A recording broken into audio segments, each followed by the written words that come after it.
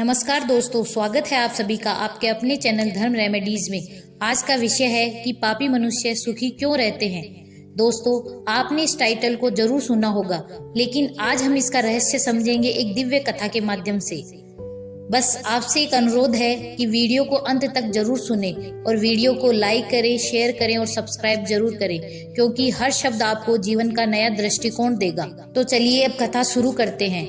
भगवान व्यास मुनि, जिन्हें आप सभी महाभारत के रचयिता और 18 पुराणों के लेखक के रूप में जानते हैं, ये श्री हरि विष्णु के अवतार भी माने जाते हैं। उन्हें भूत, भविष्य और वर्तमान तीनों का ज्ञान था। पशु पक्षियों और कीटों की भाषा भी समझते थे।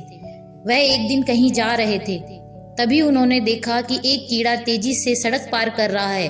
व्यास मुनि ने कीड़े से पूछा, इतनी तेजी से क्यों भाग रहे हो? कीड़ा बोला, हे मुनिवर, एक बड़ी बैलगाड़ी मेरी ओर आ रही है। मुझे डर है कि कहीं वो मुझे कुचल न दे। व्यास मुनि मुस्कुराए और बोले, तुम तो कीट योनि में हो, तुम्हारे लिए तो मर जाना ही सौभाग्य है, फिर इतना भय क्यों? कीड़ा बोला, मुझे मृत्यु का भय नहीं है। भय इस बात का है कि यदि मैं मर गया तो कहीं इससे ज्यादा निकृष्ट योनि में न चला जाऊं। यह सुनकर व्यास मुनि प्रसन्न हो गए और उन्होंने कीड़े को वचन दिया कि जब तक तुम मनुष्य योनि में नहीं पहुंचते, तब तक मैं हर जन्म में तुम्हें तुम्हारे पूर्व जन्म की याद दिलाता रहूंगा। इस प्रकार वह कीड़ा बैलगाड़ी से कुचलकर मर गया। फिर कौवा बना, फिर सियार बना, फिर शूद्र, वैश्य, क्षत्रिय और अंत में ब्राह्मण बनकर जन्मा। जब वह 5 साल का हुआ, तब व्यास मुनि ने उसे वेदों की शिक्षा दी और प्रश्नों के उत्तर देने के लिए भेज दिया। नंदभद्र ने बालक से पूछा, पापी लोग सुखी क्यों रहते हैं?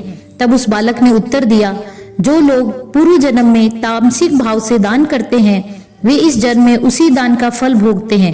तामसिक दान का फल केवल इस लोक तक ही सीमित रहता है, परलोक में वह यह सुख नहीं भोग सकते। इस संसार में 4 प्रकार के लोग होते हैं।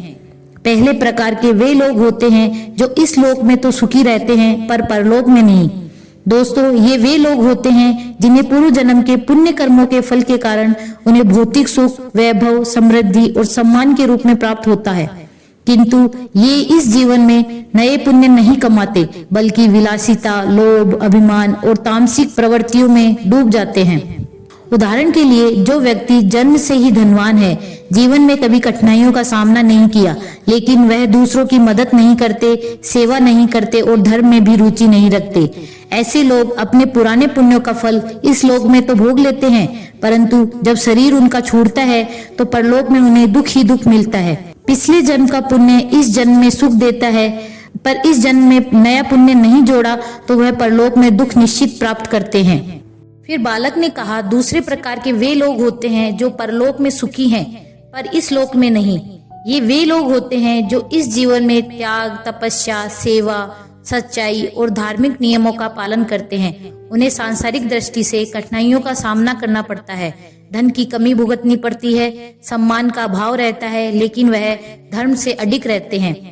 उदाहरण के लिए, कोई साधक जो जंगल में नियमित रूप से तपस्या करता है, कठिन जीवन जीता है, लेकिन लोभ, मोह, अहंकार आदि से दूर रहता है, ऐसे लोग अपने कर्मों से इस लोक में तो कठिनाइयों का सामना करते हैं, लेकिन उन्हें परलोक में सुख और मुक्त अवस्था मिलती है। जो इस लोक में तप करता है, वह परलोक में देव बनता है। आगे बताते हुए बालक ने कहा कि तीसरे प्रकार के वे लोग होते हैं जो इस लोक में भी सुखी हैं और परलोक में भी। ये सबसे दुर्लभ प्रकार के मनुष्य होते हैं। ये न केवल पूर्व जन्म के कर्मों से समृद्ध होते हैं, बल्कि इस जन्म में भी धर्म, सेवा, दया, सच्चाई जैसे गुणों से नया पुण्य अर्जित करते हैं।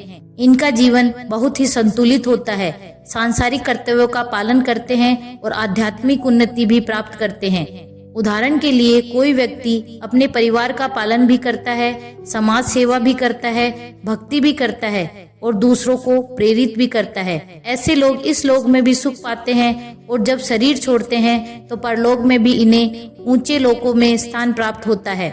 जो इस लोक में पुण्य करता है, वह दोनों लोकों में सुख पाता है। चौथे प्रकार के वे लोग होते हैं जो न तो इस लोक में सुखी रहते हैं और न ही परलोक में। इस प्रकार के वे लोग होते हैं जो हमेशा दुख में रहते हैं, न उन्होंने पूर्व जन्म में कोई पुण्य किया और न इस जन्म में धर्म की ओर झुके। इनका जीवन पाप, अन्याय, क्रोध, लोभ, मोह आदि में बीतता रहता है।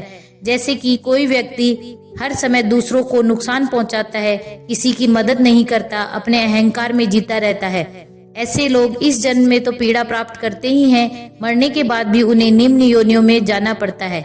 इसका मतलब न पुण्य किया न धर्म निभाया, जीवन में भी दुखी रहे और मृत्यु भी कष्टदायक मिली। सबसे दुर्लभ तीसरे प्रकार के लोग होते हैं। ऐसे लोग बहुत कम होते हैं जो दोनों लोकों में सुख प्राप्त करते हैं। तो इस प्रकार उस बालक ने नंदभद्र के प्रश्नों का समाधान कर दिया।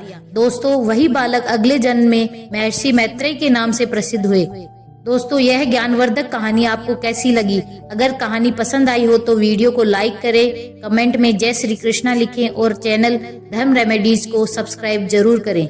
आज के लिए बस इतना ही। मिलते हैं अगले वीडियो में, तब तक के लिए धन्यवाद। हर हर महादेव, जय श्री कृष्णा।